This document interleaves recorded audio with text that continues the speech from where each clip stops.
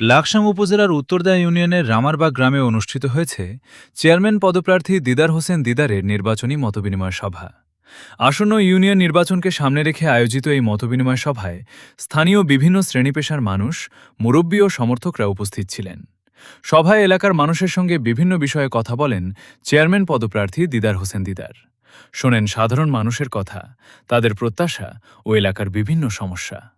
একজন জনপ্রতিনিধির মূল দায়িত্ব হচ্ছে জনগণের পাশে থাকা, মানুষের কথা শোনা এবং এলাকার উন্নয়নে কাজ করা। আর সেই প্রত্যাশাকে সামনে রেখেই উত্তরদা ইউনিয়নের মানুষের ভালোবাসা ও সমর্থন নিয়ে নির্বাচনের মাঠে এগিয়ে যেতে চান দিদার হোসেন দিদার। রামারবাগ গ্রামের এই মতবিনিময় সভায় স্থানীয় মানুষের উপস্থিতি ও স্বতঃস্ফূর্ত অংশগ্রহণে তৈরি হয় এক প্রাণবন্ত পরিবেশ। এ সময় দিদার হোসেন দিদার বলেন, জনগণ যদি আমাকে ভোট দিয়ে নির্বাচিত করেন, তাহলে তিনি জনগণের প্রতিনিধি হিসেবে দায়িত্ব পালন করার চেষ্টা করবেন। এলাকার মানুষের সমস্যা ও প্রয়োজনকে গুরুত্ব দিয়ে কাজ করার প্রত্যয় ব্যক্ত করেন তিনি। তবে নির্বাচন মানেই প্রতিশ্রুতির পাশাপাশি জনগণের আস্থা অর্জনের লড়াই।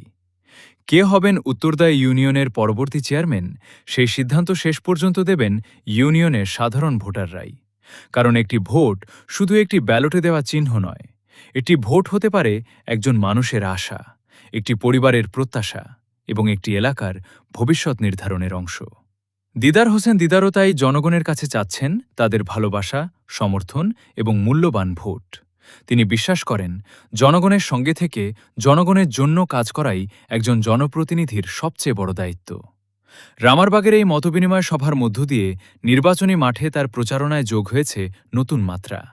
এলাকার মানুষের সঙ্গে সরাসরি কথা বলা, তাদের মতামত শোনা এবং ভবিষ্যৎ পরিকল্পনা নিয়ে আলোচনা, সব মিলিয়ে সভাটি হয়ে ওঠে একটি গুরুত্বপূর্ণ মতবিনিময়ের আয়োজন।